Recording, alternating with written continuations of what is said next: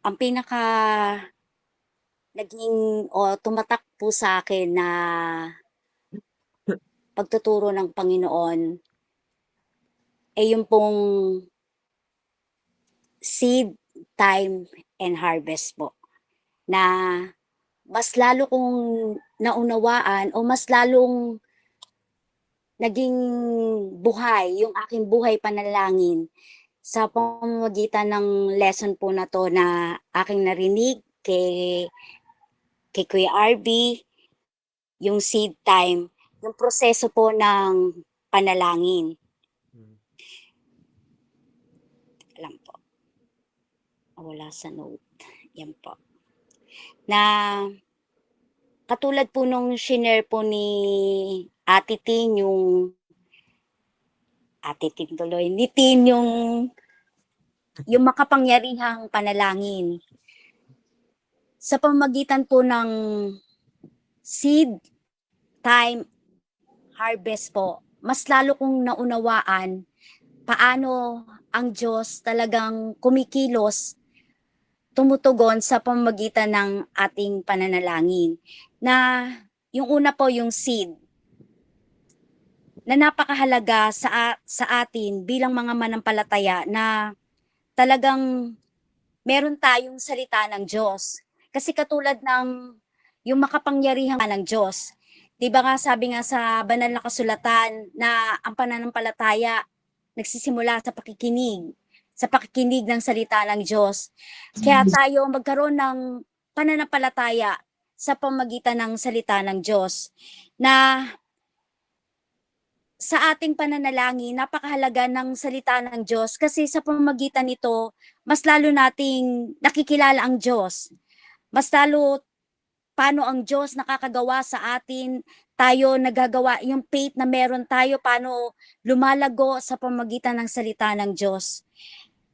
Na tayo na bilang lumalapit sa Kanya, na paano tayo talagang makilala natin kanino ba tayo lumalapit.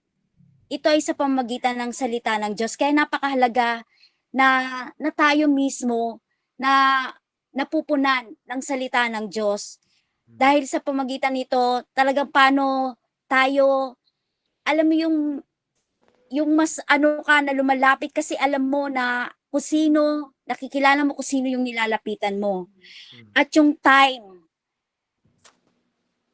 na napakahalaga na dati kasi yung basta ka lang nananalangin.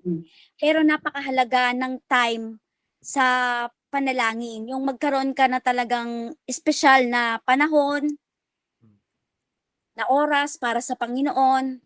At kahit sa pagtugon, sabi nga dito sa proseso ng panalangin, yung halaga ng oras na hindi ka lamang lumalapit sa Kanya, kundi talagang yung naghihintay ka. Napakahalaga na kasi tayo, 'di ba, minsan pag lumalapit tayo sa Panginoon, minsan bakit hindi natin nakikita yung answer ni Lord?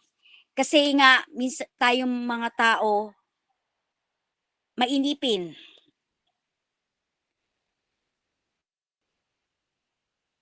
Pero sinasabi ng banal na kasulatan na may tamang panahon. Yung ang Diyos kapag siya ay tumutugon sa ating panalangin, hindi lang ito basta ang gusto ng ang Diyos hindi siya nalilate. Laging perfect timing. Amen.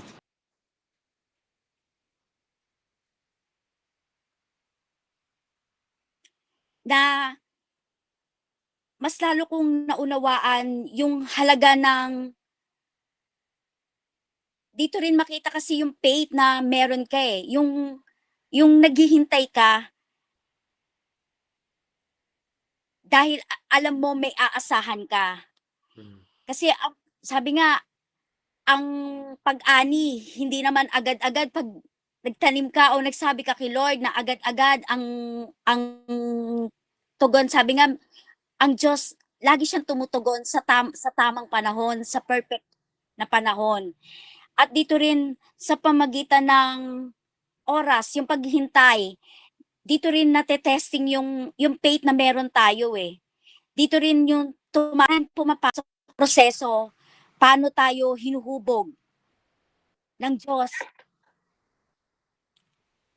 Kaya sabi nga, napaka halaga na sa ating paglapit sa Diyos, yung talagang meron tayong ibinibigay na panahon ng oras sa Kanya at paano yung kalooban natin na talagang naghihintay sa Kanya. Sabi nga may panahon talaga na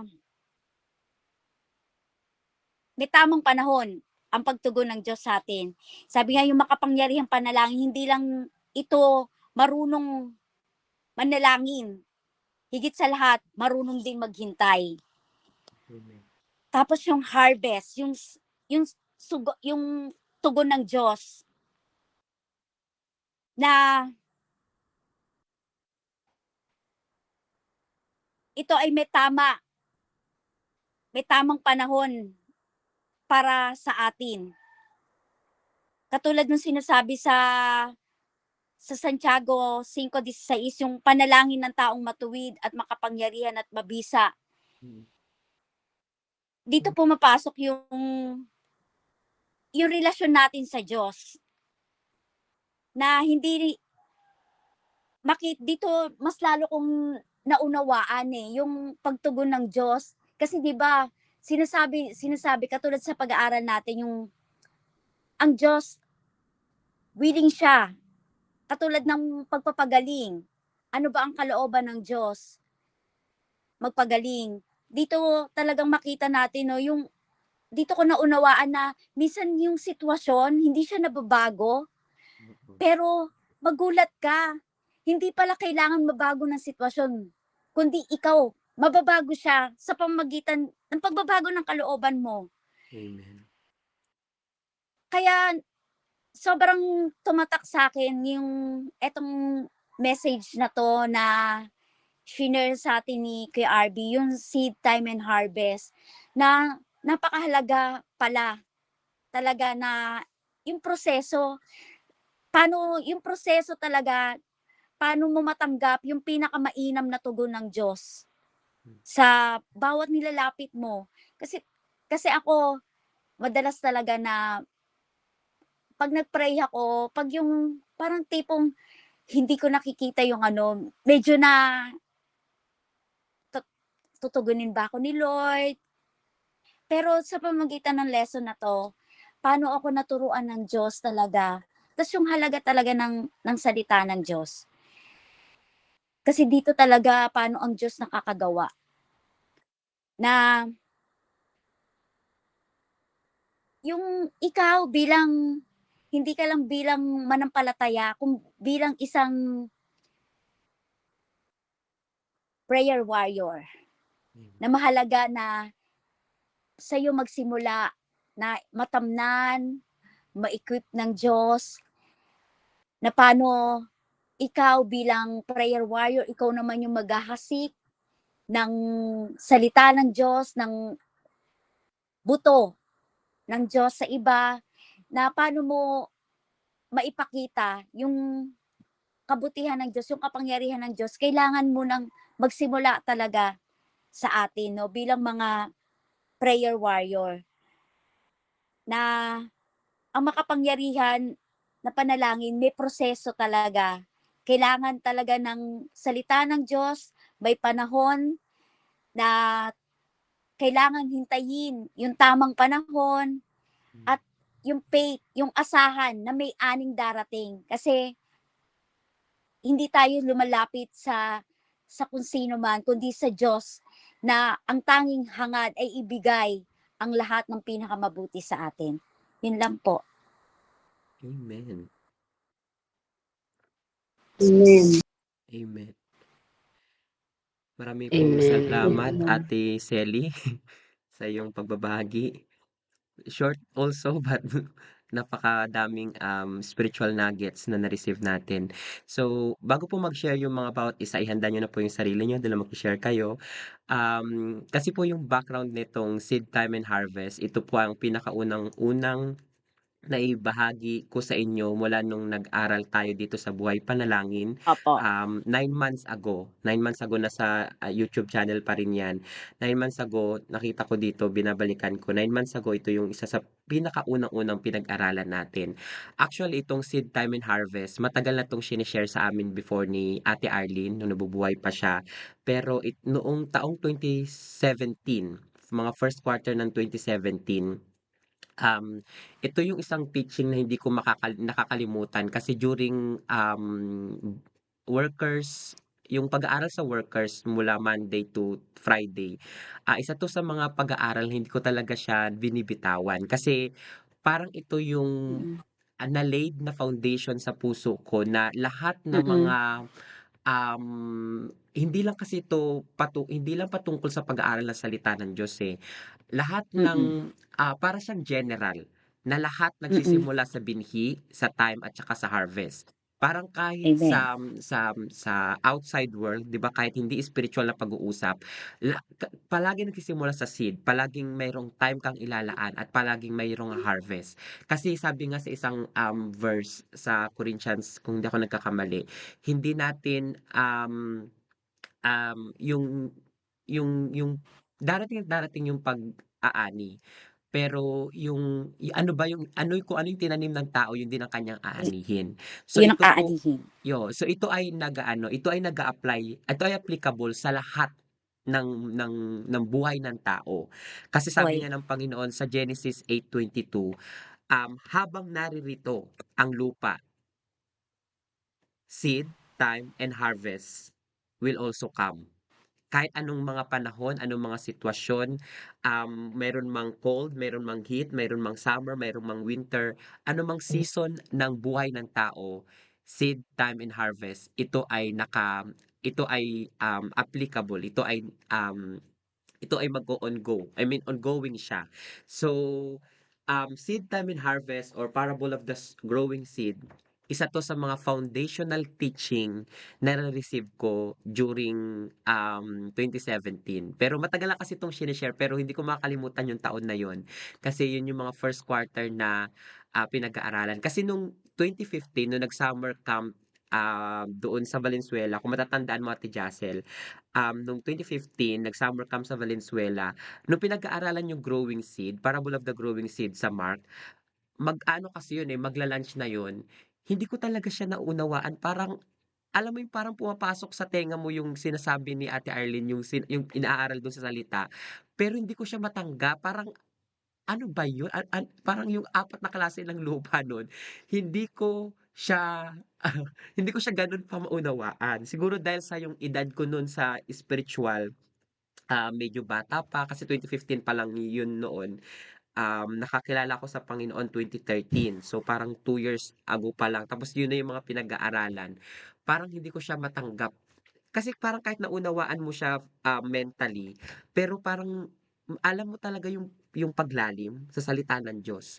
So, yun yung Oo. pinaka-background nitong pag-aaral na 'to actually, kaya naibahagi ko sa inyo siya 9 months ago. So, salamat Ate Cely sa pagpapaalala sa amin na anuman ang itinanim namin, anumang itinanim natin, yun ay bubunga kung meron Amen. tayong panahon na inilagay. So, isa-isa lang po para hindi magulo. Puwede na po mag-share kung ano yung mga natanggap natin sa pag-aaral na 'to. Sino po magsisimula? Tagto 2 minutes lang kung po puwede para makapagsalita lahat. Okey na po. Sino?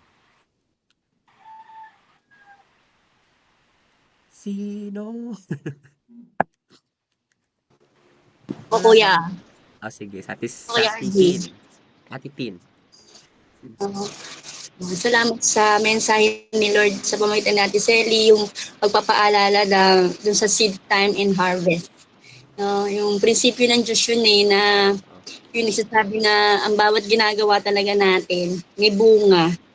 Diba kaya napakahalaga nung sabi ni Ate Selly na kung ano yung tinatanim natin, napakahalaga nun. yung kilala niyo sa isip natin, salita, sa gawa, sa lahat ng aspeto. Kasi yun din talaga yung aaminin natin sa hinaharap. Kaya yung pag-iingat at saka yung ganda ng pagtatanim talaga ng salita. Kasi talagang aani ka. Kaya depende sa titinanin mo rin talaga. Yun din ang aanihin mo. Kaya ang gandang paalala lang din talaga, lalo na yung pagtatanim ng salita at paghihintay sa tamang panahon ng Diyos, palaging on time ang Diyos. Mm. Kaya ngayon, yung paalala sa akin na maghintay, na may pagtitiwala sa Panginoon, lalo na kapag ang tinanim mo salita niya. Kaya purihin ng Diyos sa buhay ni Ate Sel at sa iyo, Kuya RB, sa paalala ng Diyos na ito na seed time and harvest. Amen. Talagang sa Diyos tayo natututo dahil katulad ng palaging paalala sa atin ng mga pioneers natin sa ministry na anumang klase ng binhi na itinanim mo, yun din ang binhi na magbubunga, Aanihin mo. aanihin mo. So, yun lang po. Next. Kay Ako RB, next. dagdagan ko lang yung ano, Sige, Ate Selly po muna tapos sunod sa Ate Jasa. ayan, yun lang yun nga, yung walang, yung hindi lahat ng panalangin ay may buhay, Mm. na dapat talaga nakaangkla sa salita ng Diyos. Tas yung natutunan ko na maghintay. Sige, Ate Selly. Ayun, yung natutunan ko dito talaga, RB, yung ano yung maghintay talaga, yung marunong magtiis. Ah, Yun yung naalis talaga sa akin, yung ano, kaya mas lalong nakita ko yung halaga ng salita, kasi paano ka natututo na magtiyaga talaga, na maghintay sa Diyos. Yun, mm-mm. tapos yung kalooban ng Diyos, paano mo maunawaan, paano ka makapanalangin ayon sa kalooban ng Diyos. Oo. Mahalaga na talagang nakaangkla ka sa salita ng Diyos. Kasi Oo. hindi mo naman siya makilala pag walang salita. Hiwalay. Paghiwalay sa salita ng Oo. Diyos. Talaga yung pagkapasensya dito na build sa puso mo. Okay. Ate Oo, Jacel. kasi, Sige po. yan. Meron pa po ba? Hello po, good morning. Sige, Ate Jazz. Yung sa akin po, yung sa seed time and harvest, hindi lang siya, basta makabungkal. Yung talaga, go deeper. Kasi katulad nung sa butil, pag tayo nagtatanim, di ba, hindi naman natin siya sa pinakaibabaw lang ng lupa tinatanim. Kasi pag ganun ang nangyari, yung roots niya, hindi siya makakakapit dun sa mismong ilalim nung soil. So, ibig sabihin, mabilis siya mabubunot. Kaya yung sa akin, yung sa seed time and harvest, katulad nung KRV, yung sa camping nga sa Valenzuela, yun kasi yung mas tumatatak sa akin na Oo. yung babasagin mo talaga yung salita at Oo. magiging salamin mo yung salita. Kasi pag hindi naging ganun, hindi mo siya na-deep na-dig ng malalim. Yun yung yun yung panahon na pag dumating yung mga sitwasyon na meron ka, hindi mo siya ma-apply. Pero pag dinig mo siya ng malalim at dumating ka sa sitwasyon, makikita mo dun yung bisa ng salita, dun mo siya ma-harvest. Oo. Yun yung harvest time mo. Yun yung sa akin po. Good Hindi lang point. siya basta tinanim, kundi tinanim mo siya ng malalim. Mm-mm. Yun po. Kumbaga parang hinayaan mo ba siya na mag-ugat? Kasi ang binhi, siya yung nag-activate doon sa ground o sa soil, sa lupa. Pero kailangan ng time para siya ay mag-roots. Kumbaga yung mag-ugat talaga sa pinakailalim. Kasi yung sitwasyon ng buhay, darating at darating siya. Pero ang tanong, Mm. saan ka ba naugat? parang gaano kalalim yung ugat mo sa ano.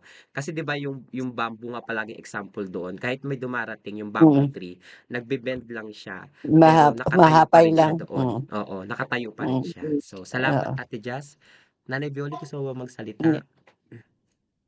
ano, hindi kasi ano din, yun, napaka-ano kasi ng salita ng Diyos. Kasi alam ko naman ang bawat isa sa atin talagang ito yung naipunla na sa atin. Mm, Kasi sa simula't-simula pa lang nung pag-ano natin sa ministeryo, nung tayo dumating sa ministeryo, ito mm, naman yung talagang sinikap ni Ate Arlene na talagang maranasan natin, yung mm. pagtatanim ng salita. Kasi Opo. talagang ito yung napakahalaga. Oo, Kasi talagang ang salita lang ang pwede mong hawakan. Kung dumarating ka dun sa mga sitwasyon na ano, ito lang yung nagpapatibay sa puso natin. Bakit nga ba tayo nananatili? Bakit nandito pa tayo, 'di ba? Kasi mm. kung ang salita mababaw lang sa ano mo, 'pag may dumating na ano, wala ka Wala. na, 'di ba? Mauuga ka. Nawawala ka na. Nauuga ka. Pero salamat sa Panginoon, alam ko ang bawat isa sa atin talagang naturuan ng Diyos, na Mm, talagang sabi nga natamnan ang ating puso ng salita niya. Kaya talagang salamat kasi salamat sa buhay ni Ate Arlene at pangalawa ngayon si RB na talagang natuturuan niya tayo. Na talagang umano kasi kahit no naman na si Agnes na nandiyan sa ano, talagang ito din yung sinisikap niya na mm, talagang ano, ibig sabihin maituro sa bawat isa sa atin na nasa ministeryo. mm. Talagang lumago tayo sa salita ng Diyos. Kaya purihin natin ang Panginoon sa karanasan natin sa salita ng Panginoon. Kasi Amen. sabi Salamat. nga, ito din yung naaani natin, 'di ba? Mm. Kaya purihin ang Mm. Panginoon. Ayan. So, salamat Nanay Ako Violi. Baka naman, tayo sige sige po. po, Ako naman po. Ate Be? Sabi, magka-boss community. Ako naman. Ito lahat naman ng sinabi talaga yung napakahalaga yung salita. Kasi sabi nga, yung matabang lupa, yung karakter na, di ba, siya yung nakikinig ng mensahe talaga. Mm, Yung hindi mo lang siya nakinig, kasi di ba may nakikinig na hindi umuunawa, hindi iniintindi na salita, yung salita ng Panginoon. Kaya mm, napakahalaga nung iniintindi, inuunawa talaga, yung uugat, katulad niya na sinabi ni Kuya Arvin. Kasi talagang may harvest talaga siya. Saka yung sinabi ni Selly na, totoo yun, tama yung sinasabi ni Selly na ikaw yung unang address, ikaw yung spiritual mo, yung faith mo, mm, yung habang nandun ka sa sitwasyon na hindi pa nangyayari, yung hindi pa nagiging answer prayer, hindi mo pa nakikita yung answer ni Lord. Yung ikaw, meron kang peace, may kapayapaan ka, yung faith mo. Parang ikaw yung unang-unang gumagaling. Diba? Hindi yung pinagpe-pray mo mm, na gumaling, hindi ikaw mismo yung unang-unang pinapagaling ni Lord. Katulad nung yung paralitiko na binaba ng mga kaibigan niya, di ba? Ano ba yung unang-unang in-address ni God? Yung siya, tinatawad siya. Yung gano'n, yung unang-unang, talagang unang-unang ginagamot ni Lord eh. Yes, tas to follow na yung hinihiling natin. Kasi hindi nga agad binibigay kasi meron pang issue pa sa'yo na gusto niyang i-heal, na gusto niyang ipakita sa'yo at yun yung gusto niya muna unang-unang ma-heal sa'yo. Tapos after nun, matatanggap mo naman talaga yung healing kasi para sa kanya napakadali lang naman talaga yung healing eh. Yung transformation mo, yun yung mahirap kasi ikaw mismo, kailangan mo makiisa doon. At yung salita na natatanim sa'yo, yun talagang magbunga sa'yo. mm, Na pag kumbaga partner talaga kayo ni Lord dyan, hindi ka naman niya pakikialaman, no? Kung, di ba? Kasi gusto niya mag-heal ka, na may tulong ka sa sarili mo, sa biyaya ng Panginoon. Kaya yun yung tutunan ko sa buong ano. Kasi kaya, totoo lang mga lately, marami akong mga healing na sa mga anak ko na habang nandun ka sa proseso, okay ka. Yung parang, kahit anong result, yung mind mo, may kapayapaan ka na, dadaan ko lang to sa bandang huli naman, maraming beses ko na itong napagtagumpayan eh. Di ba? mm, Parang ganun ka, hindi ka natataranta, hindi ka yung dati mo, kung ano-ano pinag-iisip mo, kundi parang nahil ka sa dating ikaw. na ito, every time na dumarating sa'yo yung eto na naman, bagong sakit na naman. Pero still, hindi na mabago yung sitwasyon, pero ikaw nabago ka. O yung kahalagahan pa. Lang po. Salamat, Ate Beck. So, Salamat sa before po natin makita ang anumang physical manifestation sa ating pangatawan, ay yung kaloob-looban mo muna ang dinidil ng Panginoon. Kasi anumang nakita mo sa kaloob-looban mo, kung yun man ay faith o yun man ay unbelief, yun ang mag-ano sa physical mong pangangatawan. So, ano po, talagang maraming pagtuturo sa atin dito sa Seed Time and Harvest kasi nga ito ay principle at ano, gusto ko lang po bigyan ng diin na hindi tayo tawag dito, hindi tayo doon sa shadow ng mga founder natin nakatuon. I mean, bless the Lord kasi kahit matagal ng panahon, sa mga nagpasimula sa atin na mabubuting gawa, sa mga pioneer natin, sila Ate Arlene, sila Ate Agnes, yan sila Nanay Violi, yung mga pastors ngayon, marunong silang mga binabahagi sa atin. However, hindi kasi tayo nakadwell dun sa tao kasi alam naman natin na ang Diyos ang nagtuturo. Yung parang pag-balance Oo. pa rin. Naiintindihan naman Hindi natin ka yun, sa tao tumitingin. Oo, hindi tayo sa tao Mm. natuto. Kasi kahit po yung Oo. sinesend ko ngayon sa inyo, dun kasi nasa Acts 2:42, ay nasa Acts kami nung last week. Nung nasa biyahe kasi ako nung pabalik ng South Korea, ito yung pinag-aaralan nila, edi wala ako. Pero ito na yung nailalagay sa akin ni Lord sa puso ko na ibinahagi ko din sa women's dyan at saka dun sa young adult tsaka sa mga youth. Kasi nga, yung lahat, sabi diba sa Acts 2:42, all the believers devoted themselves to the apostles' doctrine. Kumbaga, anumang itinuro ng mga founder natin, ng mga apostles, pastor, teachers, prophets, dun tayo mag-dwell sa kanila, dun tayo. Thank you. So, 'di ba po sabi doon sa lahat ng mga manampalataya, dinevote nila yung kanilang sarili sa apostles' doctrine. Hindi ibig sabihin nun na sa tao ka nag-devote, sa itinuturo ng tao. Kasi yung apostles' doctrine, ito po yung mga salita ng Panginoon na ibinabahagi nila. So, for example, matagal nang nawala ang si Ate Arlene o kaya yung sa tao, ganon. Pero yung itinuturo kasi ng tao, kailangan mong um, mai-reflect sa salita kung yun ba talaga ay turo ng Diyos, 'di ba? Kasi maraming napapabulaanan or maraming yung parang naliligaw kung doon ka sa tao kumbaga parang Tumitingin. halimbawa tumitingin halimbawa kay Kibuloy o kaya kay Oo. yung mga false doctrine na kilala natin, Mm. kahit pa yun ay Tao na parang kubase. kahit pa yun ay parang sounds biblical, kailangan mo Mm. talagang siyasatin mabuti kung yun ba talaga ay naka-reflect sa salita ng Panginoon. Yun po yung sinasabing pagde-devote mo o pagpapatuloy mo doon sa itinuturo ng Diyos mismo. Kasi ang tao ginagamit lang siya, praise God, pero kung Mm. maliligaw ang taong ginagamit kasi maaring magkamali din ang tao. Pero kung naliligaw siya, ikaw bilang Mm. tagapakinig, ang iyong bahagi sa Diyos pa rin ba 'tong itinuturo niya or hindi? So, yun po yung Mm. ating pag-ingatan. So, binilagay lang po ng balance doon. Nakadepende sa ating maturity din sa ating spiritual na buhay. Yung parang pag-discern Yung natin pag spiritually kung ang napapakinggan pa rin ba natin ay biblical o hindi. Kasi kahapon, meron akong pinapakinggan. oo. Habang nagtatrabaho ako, si John MacArthur. Sobrang talagang ano ako, nawindang ako sa sinasabi niya kasi sinasabi niya dun sa Book of Acts hindi na siya applicable ngayon, yung miracle nag-cease na, yung healing hindi na applicable ngayon, para lang yun sa mga signs ng mga apostles. In other side, totoo yun. However, dun sa Mark 16, maliwanag na sinasabi doon na um, um, all the believers, 'di ba? Yung signs ng isang manampalataya nandoon will heal the sick. 'Di ba sinasabi doon, will speak in new tongues. So, hindi mo po pwedeng ma-deny yung nasasabi doon sa salita dahil lang meron kang kinakapitan na isang bahagi ng salita. Kumbaga parang ano siya tawag dito, kasi ang salita hindi siya Isolated siya. magkokontra. Ano, Ate Jazz? Naka-isolated siya sa isang salita. Parang Oo, hindi niya yun. na Kumbaga, tinatanggap yung bawal. oo, kailan mo siyang pagbanggain, ay kailan mo siyang parang pag-reconcile, kailan mo siyang ano ba tawag dito, yung Pag-aralan mo talaga. oo, kailan mo siyang Hindi Mm. ka lang yung parang sa isa tumitingin tapos yun na gagawa ka ng isang Parang, oo. doctrine mo na parang ganito, ganyan-ganyan. Kundi Oo. talagang pinagsama mo siya, pinag-reflect mo siya.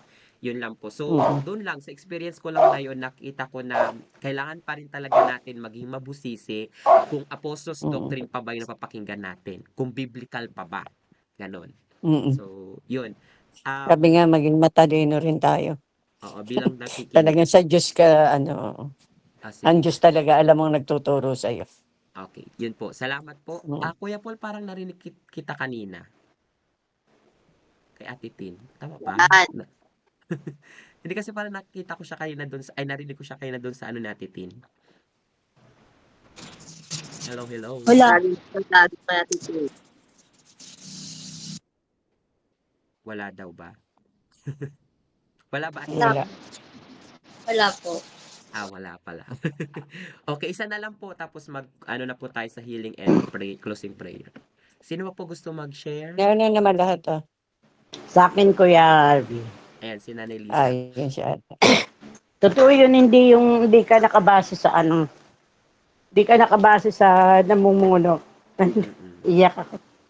Kasi dati, palabasan naman talaga ako ng salita ng Diyos. Pero hindi, yung gusto ko lang, basa lang ako. Ako nalagaan ako ni Ate Arlene. Tapos pagtapos ni Ate Arlene, si Ate Agnes naman. Iniiyak ko, sabi ko, Lord, bakit ganun? Wala akong may share. Hindi ko siya naiintindihan. Pero gusto ko, basa lang ako ng basa. Pero hanggang sa umalis na ako sa kanila, gumawa ako ng sarili ko. Tapos iniiyak ko nga yun. Sabi ko, Lord, sabi ko ganun. Gusto ko talaga matutunan yung mga ginagawa yung ganun. Pero wala talaga. Sabi ko nga, Ate Agnes, ayaw ko na nabobobo talaga ako eh. Sabi ko ganun. Kaya malis na ako sa pagtuturo nila. Pero patuloy pa rin ako sa pagbabasa. Natutunan ko dito yung sa paulit-ulit mong pagbabasa, meron ding tinuturo ang Panginoon na yung ganitong verse, pinapaliwanag din niya na naintindihan ko rin naman. Kaya lang wala talaga ako yung naipaliwanag na talagang yung para doon. Basta ang akin lang, na ano ko lang na may tinuturo sa akin si Lord na naintindihan ko naman. Mm-mm. Tsaka natutunan ko din yung na sa panalangin ko na dati kasi pag nagdadasal ako, gusto ko yung panalangin ko, may sagot agad. Tapos naiinip ako. Naiinip talaga ako. Sabi ko, Lord, ano ba yan? Sabi ko ganun, bakit ang naman, lumalapit naman ako sa iyo. Huwag mo akong subukan, sabi ko ganun.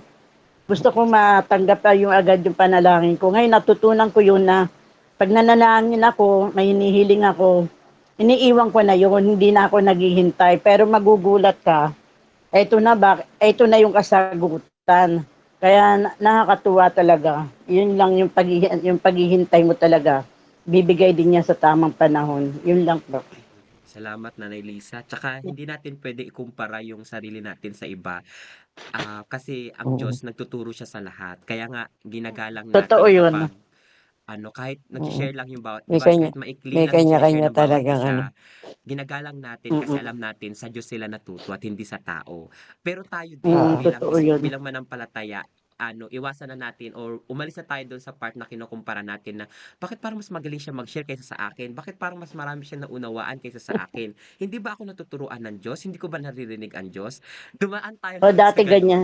Oo, Dati dumaan tayo ganyan lahat sa ako. ganoon. Nanay yun. Ay, hindi kasi ako din. Ako din kasi Arby, di ba? Naranasan Opo. ko yan kasi di ba kaming tatlo nila Arlene Oo. ng Ah, church. Oo. Pero isipin mo, si Ate Arlene nagtuturo, si Agnes, di ba? Pero sabi ko nga, Lord, ako hindi pero ang pinagkaloob kasi sa akin ni Lord John, yung asikasuhin ng church, Church yung paano attendance. maayos, paano Iba-iba. takbo, yung mga ganon. Kaya sabi ni Ate Arlene, hindi talaga ibig sabihin hindi, kaya kaming tatlo, magkakaiba kami ng kaloob.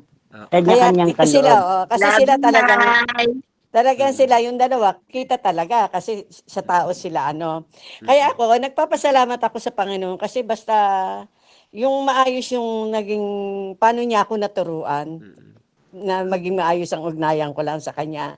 Oo. Kaya yun ang pinagpapasalamat ko kasi talagang ito yung kaloob niya sa akin eh. Oo. Ito yung Serving Mm-mm. ministry po ang tawag doon. 'di ba? Kaya salamat kasi napabilang ako na nakasama ako na sa ministeryo. Yun lang. Masaya ako.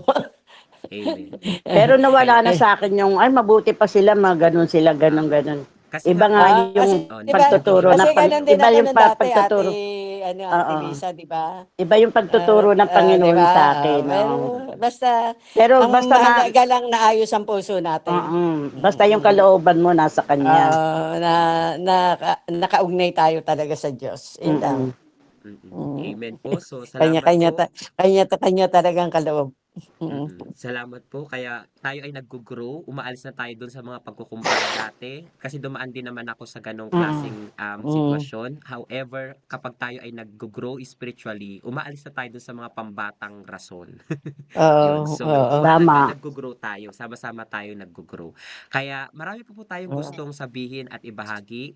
Kaya nga lang tayo ay kailangan na ding maghiwa-hiwalay online and physical. So tayo po ay magpatuloy sa ating buhay panalangin